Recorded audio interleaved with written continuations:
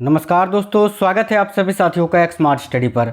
साथियों, आज के इस क्लास में बिहार राज्य स्पेशल पूरे 100 क्वेश्चंस देखेंगे जो कि आपके बिहार के सभी एग्जाम्स के लिए इम्पोर्टेंट होंगे।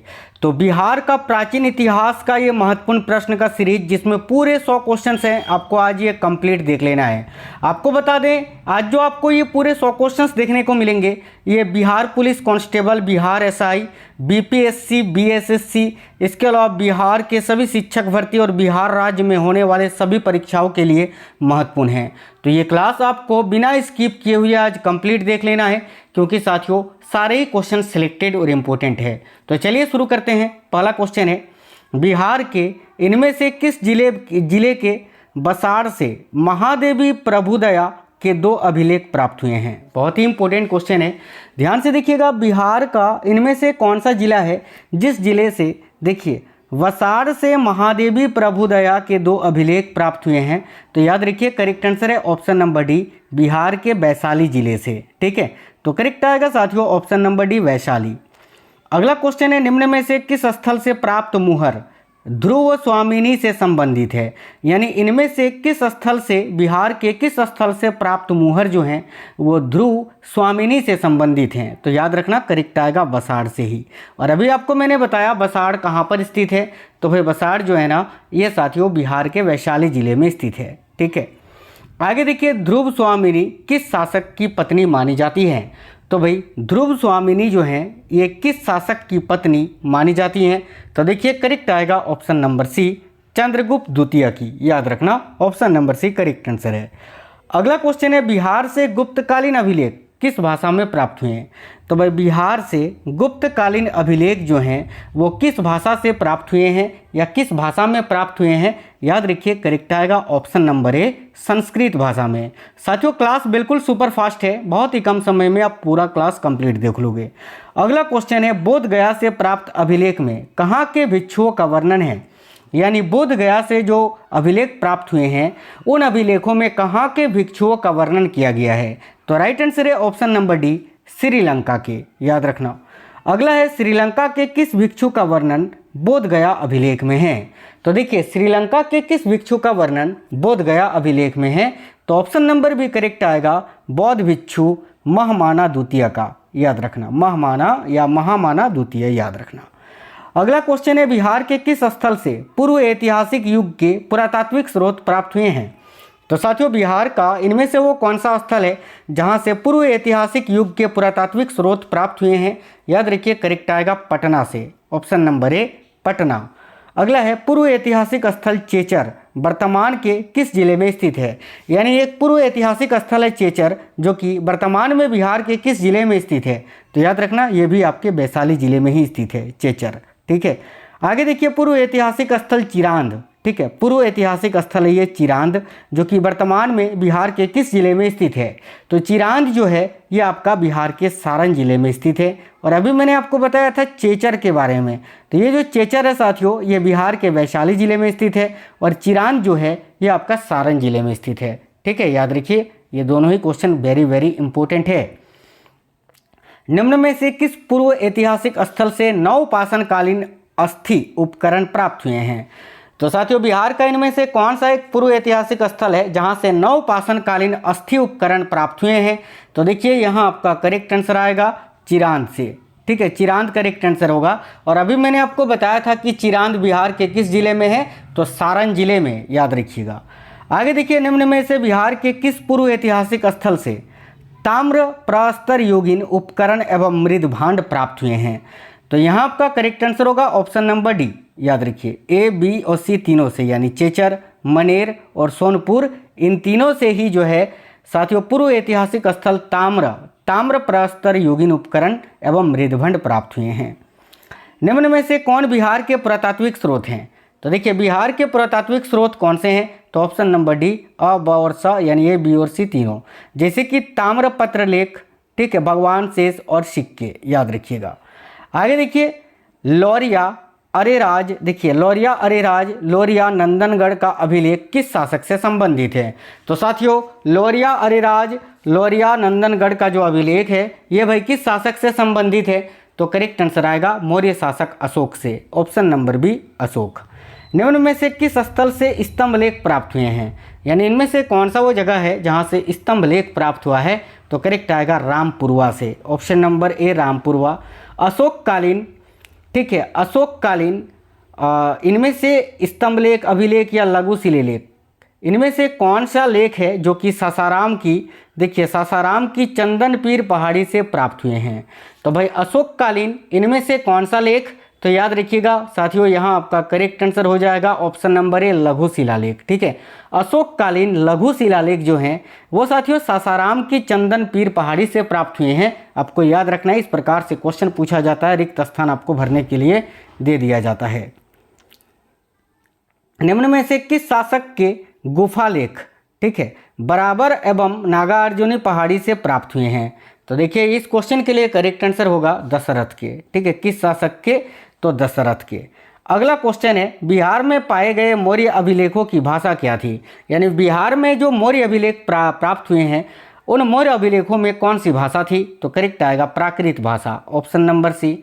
आगे देखिए बिहार में पाए गए मौर्य अभिलेखों की लिपि क्या थी, तो बिहार में पाए गए मौर्य अभिलेखों की लिपि अगर पूछे तो याद रखिए ब्राह्मी लिपि, ऑप्शन नंबर ए।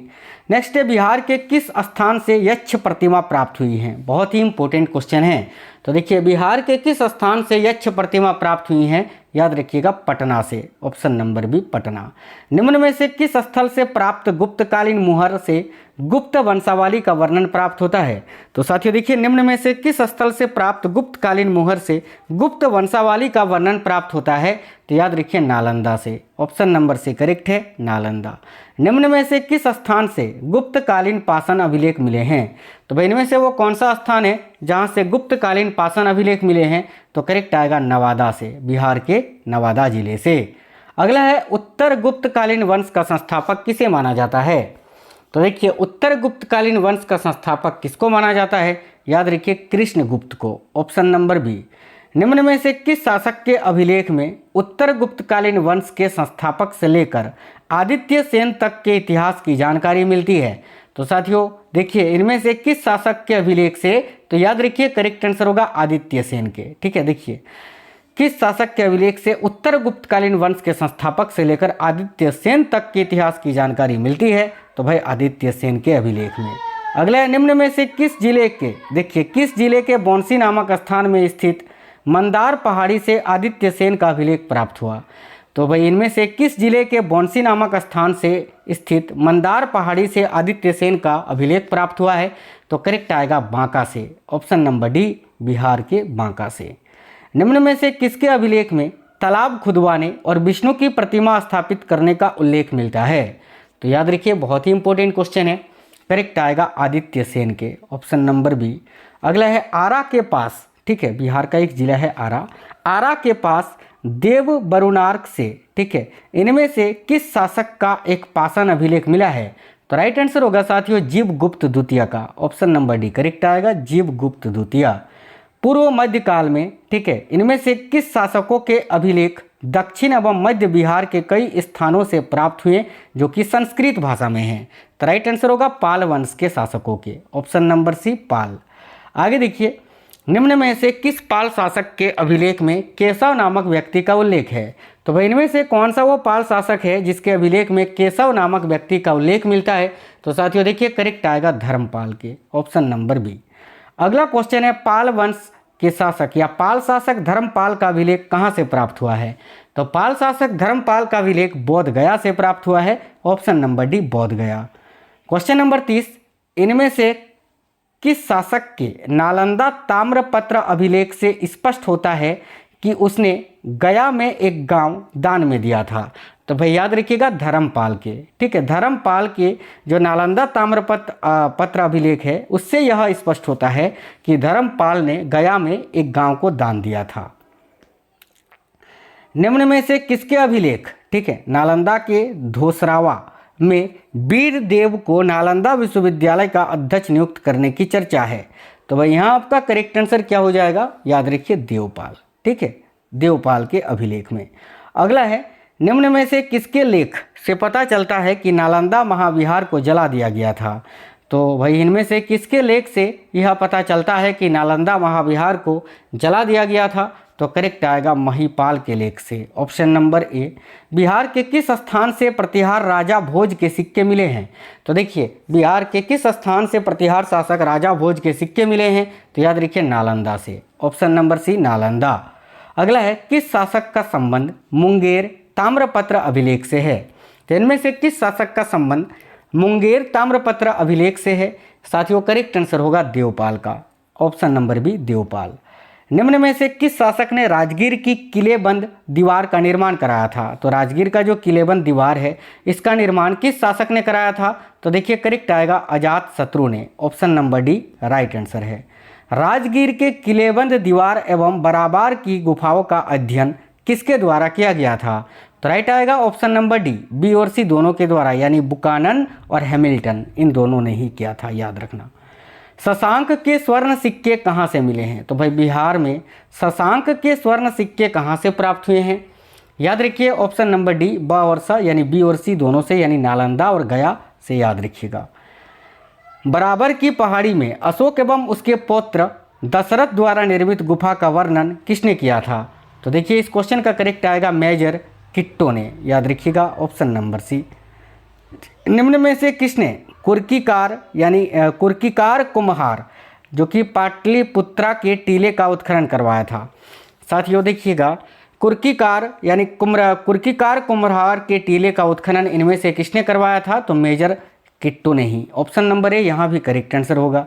आगे देखिए किसे भारतीय पुरातत्व विज्ञान का जनक कहा जाता है? तो साथियों भारतीय पुरातत्व विज्ञान का जनक किनको कहा जाता है? तो कर्निघन को, ऑप्शन नंबर सी करेक्ट आएगा। बिहार के पुरातात्विक स्थलों की पहचान कब हुई थी? तो बिहार के पुरातात्विक स्थलों की पहचान 1861 ईस्वी में हुई थी। बहुत ही इंपॉर्टेंट क्वेश्चन है, याद रखिए। साथियों बिल्कुल क्लास सुपर फास्ट करवा रहे हैं, प्लीज़ आप लोग सभी वीडियो को एक लाइक कर देना। किसके द्वारा बिहार के पुरातात्विक स्थलों की पहचान की गई थी? तो साथियों इनमें से किसके द्वारा बिहार के पुरातात्विक स्थलों की पहचान की गई थी? तो देखिए करेक्ट आएगा कर्निघन के द्वारा। किसने बोध गया में स्थित बोधि मंदिर के बारे में बताया था? तो बोध गया में स्थित बोधि मंदिर के बारे में किसने बताया था? याद रखिएगा करेक्ट है ऑप्शन नंबर डी कर्निघन ने। किसने राजगीर से 11 किलोमीटर की दूरी पर स्थित बड़गांव की खोज की जहां प्राचीन नालंदा महाविद्यालय स्थित है? तो भाई यह खोज जो है कर्निघन ने ही की थी, ऑप्शन नंबर ए करेक्ट आएगा। निम्न में से किस स्थान से कुमारगुप्त एवं स्कंदगुप्त का प्रसिद्ध पाषाण लेख मिला है? तो कुमारगुप्त एवं स्कंदगुप्त का प्रसिद्ध पाषाण लेख इनमें से किस जगह से मिला है? याद रखिएगा नालंदा से। आगे देखिए पटना विश्वविद्यालय में कब प्राचीन भारतीय इतिहास एवं पुरातत्व विभाग की स्थापना की गई? तो देखिए करेक्ट आंसर यहाँ आपका हो जाएगा 1949 में, ऑप्शन नंबर बी। अगला क्वेश्चन है किसने 1950 में वैशाली एवं 1951 में कुम्भहार का उत्खनन करवाया था? तो साथियों करेक्ट है ऑप्शन नंबर डी, ए और सी दोनों ने, यानी के देव और डॉक्टर अल्तेकर ने, याद रखना। अगला क्वेश्चन है राज्य पुरातत्व निर्देशालय की स्थापना कब हुई थी? तो बिहार में राज्य पुरातत्व निर्देशालय की स्थापना कब हुई थी? तो याद रखिए 1962 में, यानी 1962 में। जातक कथाओं का संबंध किस धर्म से माना जाता है? तो देखिए जातक कथाओं का संबंध जो है ये बौद्ध धर्म से माना जाता है, तो ऑप्शन नंबर बी करेक्ट आएगा बौद्ध धर्म। जातक कथाओं में स्वर्ण सिक्के हेतु किस शब्द का प्रयोग हुआ है? यानी जातक कथाओं में स्वर्ण सिक्के को क्या कहा गया है? तो राइट आएगा निष्क, ऑप्शन नंबर सी। आरंभिक सिक्कों को क्या कहा गया है? तो साथियों आरंभिक सिक्कों को क्या कहा गया है? तो देखिए करेक्ट आंसर होगा आहत, ऑप्शन नंबर सी, याद रखिएगा। आगे देखिए बृहदारण्यक उपनिषद के अनुसार, ठीक है, विदेह के राजा इनमें से कौन थे जिन्होंने निष्क यानी स्वर्ण यानी शतमान सिक्के दान दिए थे? तो भाई देखिए करेक्ट आंसर यहाँ आपका हो जाएगा जनक ने, ऑप्शन नंबर ए जनक। बिहार से प्राप्त प्राचीन सिक्के मूलतः आहत सिक्के ही हैं जिन्हें अनेकों नामों से जाना जाता है। तो भाई बिहार से प्राप्त जो मूलत सिक्के हैं, जैसे जिसको आहत सिक्का बोला जाता है, ठीक है, उनको और किस नाम से जाना जाता है? तो option number D, A, B और सी तीनों, जैसे कि पर्ण, कर्पासन, धरन आदि, याद रखिएगा। बिहार के किस स्थान से रजत आहत सिक्के मिले हैं? तो भाई बिहार के किस स्थान से रजत आहत सिक्के मिले हैं? तो देखिएगा यहाँ आपका करेक्ट आएगा option number D, A, B और सी तीनों से, यानी लोहानीपुर, मोतिहारी और फफथुहा से, याद रखिएगा। आगे देखिए, गुप्तकालीन बिहार में किस धातु के सिक्के प्रचलित थे? तो साथियों, गुप्तकालीन बिहार में किस धातु के सिक्के प्रचलित थे? तो राइट आंसर आएगा यहाँ भी ऑप्शन नंबर डी, ए और बी, सी तीनों, यानी सोना, चांदी और तांबा तीनों ही। अगला है, बिहार शब्द का प्रथम उल्लेख किस ग्रंथ में हुआ है? तो भाई बिहार शब्द का प्रथम उल्लेख किस ग्रंथ में हुआ है?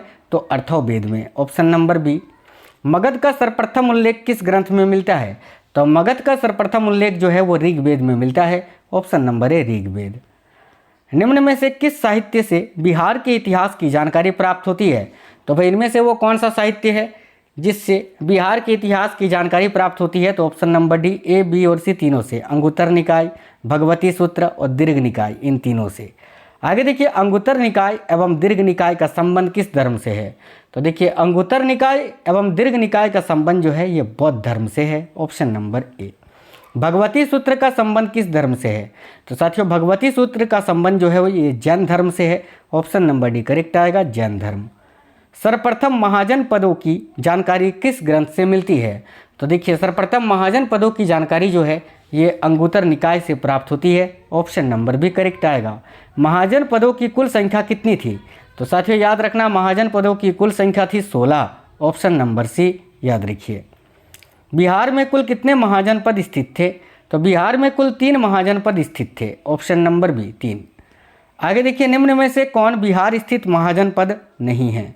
तो भाई बिहार में स्थित महाजन पद इनमें से कौन सा एक नहीं है? तो देखिए यहाँ आपका करेक्ट आएगा वत्स, ठीक है। बाकी देखिए, अंग, मगध और बज्जी, ये तीनों बिहार में स्थित महाजन पद हैं, याद रखिएगा। अगला क्वेश्चन है, तबकाते नासिरी के लेखक कौन हैं? तो भाई तबकाते नासिरी के लेखक कौन है? तो याद रखिए, मिनहाज उस सिराज, ऑप्शन नंबर ए। निम्न में से कौन सी पुस्तक अब्बास खां सरवानी द्वारा लिखित है? तो देखिएगा, इनमें से कौन सी पुस्तक है जिसके लेखक है अब्बास खां सरवानी? तो राइट आएगा तारीख, याद रखना, तारीख शेरशाही। तारीख शेरशाही पुस्तक के लेखक कौन है? तो अब्बास खां सरवानी आपको याद रखना है। निम्न में से कौन सी पुस्तक भारत में लिखित फारसी की प्रथम रचना है? तो भाई भारत में लिखित फारसी की प्रथम रचना इनमें से कौन सी है? तो साथियों करेक्ट आएगा तबकाते नासिरी, ऑप्शन नंबर ए। अगला क्वेश्चन है, निम्न में से कौन सा असत्य है? ये आपको चुनना है। तो देखिए, इनमें से कौन सा एक असत्य है, यानी कौन सा जोड़ा गलत है, ये आपको बताना है। यहाँ पर किताबों का नाम है, लेखक है, तो कौन सा एक गलत है ये आपको बताना है। देखिए यहाँ पर ऑप्शन नंबर ए है बसातीनुल उन्स देहलवी, इसके लेखक साथियों इख्तिसाम थे, सही है। इसके अलावा अफसाना ए सादी के लेखक शेख कबीर थे, ये भी सही है। चौथे नंबर को देख लीजिए, गुलाम हुसैन द्वारा रचित है ये रियाज उल सलीम सलातीन, ठीक है। इसके अलावा साथियों किताबुल हिंद के लेखक रिजकुल्ला लिखा हुआ है, जो कि गलत है, क्योंकि किताबुल हिंद के लेखक कौन थे? तो याद रखिए अलबरूनी, ठीक है। चलिए आगे देखिएगा, देखिए रजनी रत्नाकर नामक पुस्तक के लेखक कौन हैं? तो भाई रजनी रत्नाकर नामक पुस्तक के लेखक है Chandeshwar, option number C correct आएगा। निम्न में से कौन असत्य है? तो साथियों इनमें से कौन सा एक जो असत्य है यानी गलत है, ये आपको बताना है। तो भाई कौटिल्य ने अर्थशास्त्र की रचना की थी, सही है। पाणिनि ने अष्टाध्यायी की रचना की थी, ये भी सही है। जियाउद्दीन बर्नी ने तारीख फिरोजशाही की रचना की थी, ये भी सही है। लेकिन अबुल फजल ने बाबरनामा नहीं, अबुल फजल ने अकबरनामा की रचना की थी, जबकि बाबरनामा यानी तुजु के बाबरी की रचना स्वयं बाबर ने की थी। तो ये जोड़ा गलत है, तो option number D right answer है। चलिए तो नेक्स्ट क्वेश्चन देखते हैं, निम्न में से कौन अकबरनामा के लेखक है? तो राइट आएगा ऑप्शन नंबर सी अबुल फजल। निम्न में से किसकी रचना इंडिका है, यानी इंडिका की रचना किसने की थी? तो राइट आएगा साथियों मेगास्थनीज ने, ऑप्शन नंबर डी। निम्न में से किसका संबंध यूनान से है? तो देखिए इनमें से किसका संबंध यूनान से है? तो मेगास्थनीज यूनान से थे, ऑप्शन नंबर सी राइट होगा। निम्न में से किसका यात्रा वृत्तांत बिहार के लिए साहित्यिक स्रोत माना जाता है? तो साथियों यहाँ आपका करेक्ट आएगा ऑप्शन नंबर डी, ए और बी, सी, ए, बी और सी तीनों का, हुएनसांग, फैयान और सिंह, याद रखना। आगे देखिए, आदि मानव के निवास के साक्ष्य बिहार के कुछ स्थानों से लगभग कितने हजार या लाख वर्ष पूर्व मिले हैं? तो करेक्ट आएगा ऑप्शन नंबर डी, 1 लाख वर्ष पूर्व। आगे देखिए अगला है, बिहार के किस स्थान से पुरापाषाण युगीन अवशेष उत्खनन से प्राप्त हुए हैं? तो इस क्वेश्चन का करेक्ट आएगा option number D, A, B और सी तीनों से, पटना, मुंगेर और नालंदा तीनों से ही। प्राग ऐतिहासिक काल का प्रारंभिक चरण इनमें से किस युग, देखिए प्राग ऐतिहासिक काल का जो प्रारंभिक चरण है वो कौन सा युग कहलाता है? तो साथियों राइट आंसर आएगा पाषाण युग, ऑप्शन नंबर ए रिक्त स्थान पर आएगा। कब मानव ने पत्थर के उपकरणों के आधार पर अपनी संस्कृति का निर्माण किया था? तो राइट आएगा पाषाण काल में ही, ऑप्शन नंबर बी। निम्न में से कौन सा जोड़ा गलत है? तो देखिए गया जो है ना साथियों, गया देखिए यहाँ गया जो है ये आपका पेमार घाटी में है, बिल्कुल सही है। मुंगेर पेशरा में है, भागलपुर राजपोखर घाटी में है, लेकिन पटना जेठियन घाटी में नहीं है, ये जोड़ा गलत है। यही आपका आंसर आएगा, ऑप्शन नंबर डी। ठीक है, जेठियन घाटी जो है ये पुरापाषाण कालीन स्थल वर्तमान में बिहार के किस जिले में है? तो जेठियन घाटी जो कि एक पुरापाषाण स्थल है, ठीक है, ये साथियों वर्तमान में बिहार के किस जिले में स्थित है? तो याद रखिएगा ये नालंदा में स्थित है। ठीक है, वहाँ पटना लिखा हुआ था तो गलत हो गया था। आगे देखिए, निम्न में से कौन सा पुरापाषाण युगीन स्थल भागलपुर में स्थित है? तो यहाँ आपका करेक्ट आएगा, ऑप्शन नंबर बी भालीजोर। भालीजोर जो है ये भागलपुर में है। निम्न में से कौन से पुरापाषाण कालीन उपकरण बिहार के विभिन्न स्थानों से प्राप्त हुए हैं? तो देखिए यहाँ इस क्वेश्चन के लिए करेक्ट आएगा, option number D A B और सी तीनों, अस्क, स्क्रेपर और फलक तीनों ही। पुरापाषाण काल में, ठीक है, मानव की जीविका का प्रमुख स्रोत क्या था? तो देखिए इस क्वेश्चन का करेक्ट आएगा, option number D A B और सी तीनों। कंद मूत्र, देखिए कंद मूत्र एकत्रित करना, शिकार करना और मछली पकड़ना। अगला क्वेश्चन है, बिहार के किस स्थान से प्रागैतिहासिक मानव के 2 चट्टानी आवास के अवशेष प्राप्त हुए हैं? तो यहाँ आपका करेक्ट आएगा साथियों गया से। आगे देखिएगा, शेर घाटी प्रागैतिहासिक स्थान बिहार के किस जिले में स्थित है? तो देखिए शेर घाटी प्रागैतिहासिक स्थान जो है ये बिहार के गया जिले में स्थित है, ऑप्शन नंबर डी गया। मनुष्य द्वारा कृषि कार्य कब प्रारंभ किया गया? तो मनुष्य के द्वारा कृषि कार्य को नवपाषाण काल में प्रारंभ किया गया था, ऑप्शन नंबर सी करेक्ट आएगा। निम्न में से कौन बिहार का नवपाषाण कालीन स्थल है? तो भाई बिहार का नवपाषाण कालीन स्थल option number D A B और सी तीनों हैं, जैसे कि कुतुबपुर, मनेर और सुनियार, याद रखना। नवपाषाण कालीन स्थल चिरांद किस नदी के तट पर स्थित है? तो भाई चिरांद के बारे में अभी मैंने आपको बताया था। अब इस क्वेश्चन में बताना है चिरांद किस नदी के किनारे पर स्थित है? तो गंगा नदी के किनारे पर। चिरांद का उत्खनन कब हुआ था? तो देखिए चिरांद का उत्खनन 1962 में हुआ था, ऑप्शन नंबर सी करेक्ट आएगा। लिच्छवी गणराज्य की राजधानी कहाँ थी? तो साथियों लिच्छवी गणराज्य की राजधानी थी वैशाली, ऑप्शन नंबर डी। आगे देखिए, अंग जनपद की राजधानी कहाँ थी? तो साथियों अंग जनपद की राजधानी कहाँ थी? याद रखिएगा चंपा, ऑप्शन नंबर सी। मगध के किस राजा को कौशल की राजकुमारी कौशला देवी से विवाह में दहेज में या दहेज के रूप में काशी का क्षेत्र प्राप्त हुआ था? तो भाई याद रखिए मगध के किस राजा को? तो यहाँ आपका करेक्ट आंसर होगा साथियों बिंबिसार को, option number B Bimbisara. Next है, अवंती के किस शासक के उपचार के लिए बिंबिसार ने अपने चिकित्सक जीवक को उज्जैन भेजा था? तो करेक्ट आएगा चंद्र प्रघोत के यहाँ, ऑप्शन नंबर सी। आगे देखिए, वैशाली पर आक्रमण हेतु किस राजा ने गंगा, गंडक और सोन नदियों के संगम पर एक सैनिक छावनी का निर्माण करवाया था? तो यहाँ आपका करेक्ट आंसर होगा अजातशत्रु ने, ऑप्शन नंबर सी। किस राजा द्वारा सर्वप्रथम पाटलिपुत्र को मगध की राजधानी बनाई गई थी? तो भाई पाटलिपुत्र को मगध का राजधानी सबसे पहले उदयन ने बनाया था, तो option number C Udayan correct होगा। किस शासक द्वारा मगध की राजधानी को वैशाली में स्थापित किया गया था? तो राइट आएगा शिशुनाग के द्वारा, ऑप्शन नंबर डी। मौर्य युगीन याक्षिणी की मूर्ति बिहार के किस जिले से प्राप्त हुई है? तो करेक्ट आएगा साथियों पटना जिले से। नेक्स्ट है, निम्नलिखित में से किस शासक द्वारा गया स्थित बौद्ध वृक्ष को नष्ट करने का प्रयास किया गया था? तो राइट आंसर होगा यहाँ आपका शशांक के द्वारा, ऑप्शन नंबर ए। पाल वंश का संस्थापक कौन था? तो देखिए पाल वंश का संस्थापक कौन था साथियों? गोपाल था, ऑप्शन नंबर बी करेक्ट आएगा गोपाल। विक्रमशिला महाविहार की स्थापना किस वाल वंश के शासक ने की थी? यानी विक्रमशिला विश्वविद्यालय भी हम बोल सकते हैं कि स्थापना किसने की थी? इसका आंसर मैं नहीं बताऊंगा, सभी साथी कमेंट बॉक्स में कमेंट करके बता दीजिए। साथ ही में बताना ये क्वेश्चंस आपको कैसे लगे हैं, और साथियों अगर आपको क्लास पसंद आया है तो अपने सभी दोस्तों तक जरूर शेयर करिए और इस वीडियो को एक लाइक कर देना। चलिए तो मिलते हैं नेक्स्ट वीडियो में, तब तक के लिए जय हिंद, वंदे मातरम।